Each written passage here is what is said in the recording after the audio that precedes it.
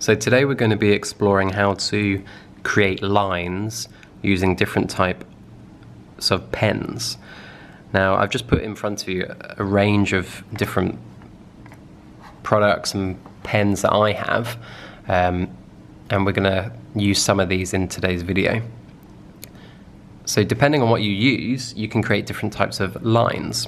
So for example, these Micron pens, they come in different sizes from 0.05 to 0.8, and as you can see they are different thicknesses, so they're going to create different lines.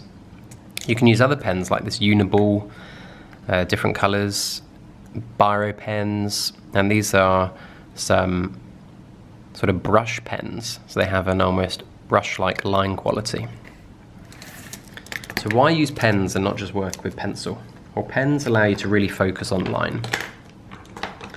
And one of the first things that you're going to want to explore is how can you create a line. So I'm going to use this Micron 02 to start with.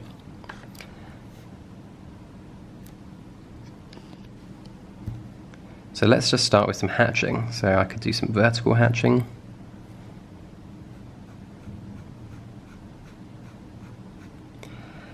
I can do some diagonal hatching. I can do some horizontal hatching. Remember, you can change the direction of your paper or your body.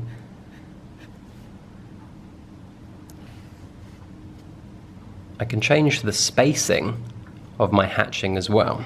So whilst this is going from bottom left to top right, I can do the opposite.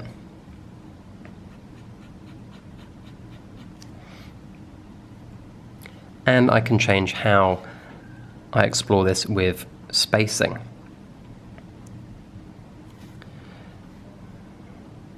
So I could have quite wide spacing. I could do the same again, but closer together.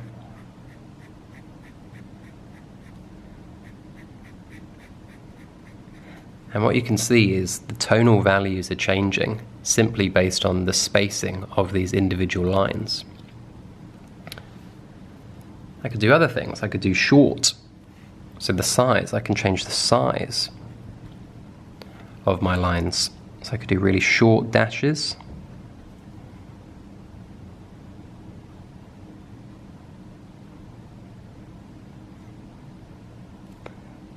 Next to larger lines.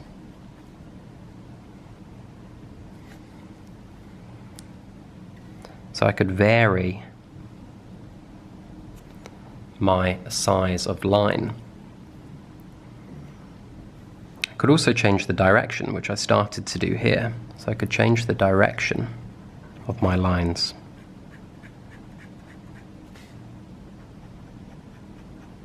So I could keep them a similar size, but change the direction. Could also change the thickness. Now this could be by layering on top of the line compared to a single line. So that's using the same pen. Or I could try different pens. So for example, this is a 0.05, the thinnest line, compared to the thickest one that I've got, a 0.8. And straight away you can see you've got different thicknesses of line. I could also layer. So if I layered my lines, so I start with some hatching, I might start to then go on top of those again with some more hatching, and again, and again. And I've built up tonal value by layering my lines. There are other sorts of lines that I could also create. So I could do some scumbling or scribbling. I like to use the number 8, and as you can see I can build up similar size here, and then I can use my layering idea that I just talked about. I could use size, so I could change the size of it, and I can use spacing, so I could not have them close together. And I can change direction. And as you can see, you can build up quite an interesting texture, visual texture, using line. You can also have curves and waves. So I could do some hatching.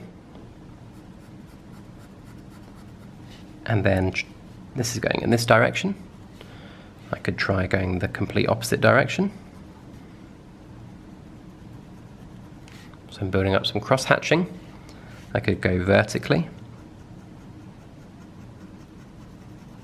And I could go horizontally.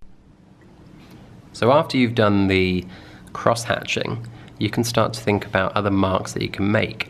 And remember, cross hatching, you can go in any direction. So if you imagine a circle, a flat shape like a circle, and then you were to put as many lines intersecting the center as possible, you could have an infinite possibility of directions for your hatching. The most basic would be vertical, and then horizontal, or diagonal, and then the other diagonal, or you could combine both of these together. Now, other lines that you can be thinking about are curved or organic lines. So I could start here with some U-shapes, and I could layer them together to build tonal value. And I'm trying to be consistent with my lines.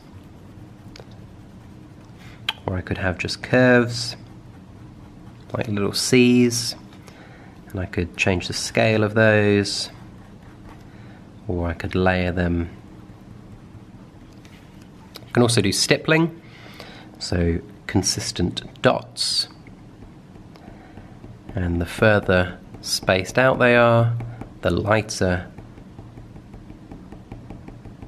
the tonal value is going to be, and the closer together they are, the darker the tonal value is going to be. And you want to be consistent. Using pen is all about consistency. So if I just quickly try and do some stippling, as you can see, some of these lines have become dashes.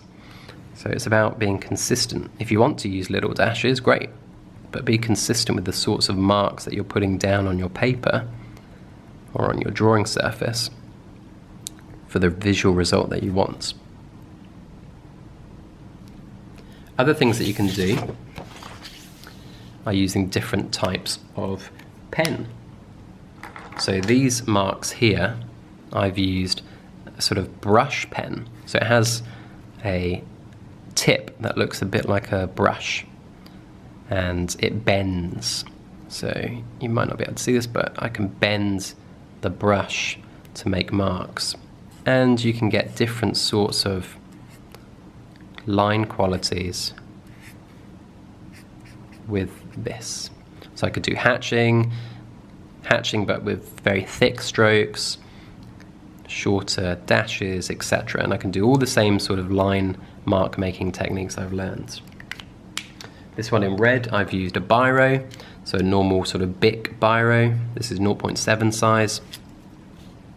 And here I've done some scumbling with a number 8, and I have experimented with scale of the scumbling marks and the layering of them to show different tonal values. So here you've got a much darker tonal value, and over here it's much lighter. So once you've created lots of different types of marks, you want to think about how you can apply these to create something. So once you've experimented with how to create different types of marks using pen, you're going to want to try and apply these marks to understand tonal value. So here I've just sketched some different spaces, and in each space we're going to try a line technique, and we're going to go from light to dark. So let's start with hatching. We could leave this one completely blank. So this is as light as your drawing can ever get. It's white, or the color of the surface. So if your surface is lighter compared to this black ink pen, then you're going to have a very light area. I'm going to do diagonal hatching here.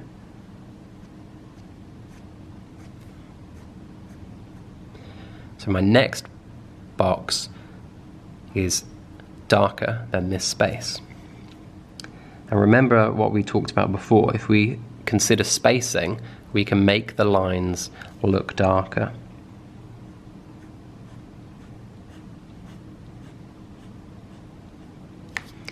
So by putting the spacing of the lines, therefore the quantity of the lines in this space is more, it looks darker. And I'm going to continue that on each one until it almost becomes solid black.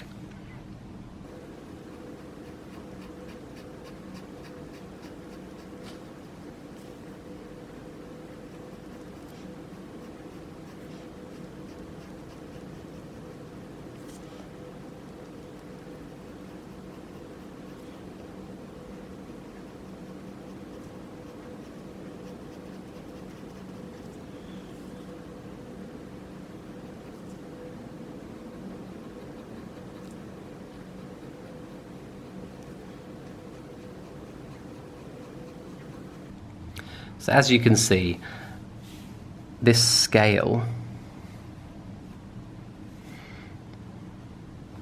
has gone from the brightest and the lightest I can possibly make my pen, which is to have nothing there, to gradually getting darker and darker and darker. The only difference is I've increased the number of lines and made the spacing much closer together. For the next one, I'm going to try a different technique. I can use a slightly different pen.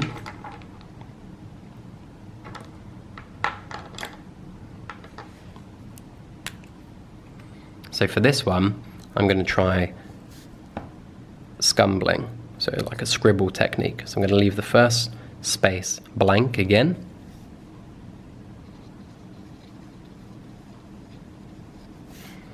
And I'm going to do the same, but with a different marking technique.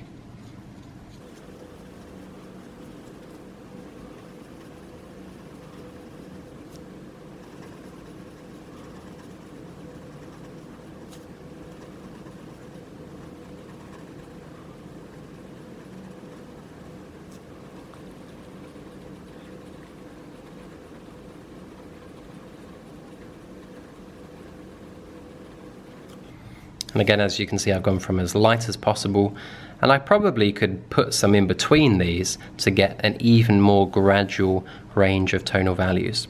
So I'd like you to continue this experimentation using different types of marks in a space, going from as light as you can possibly make it to as dark as you can make it.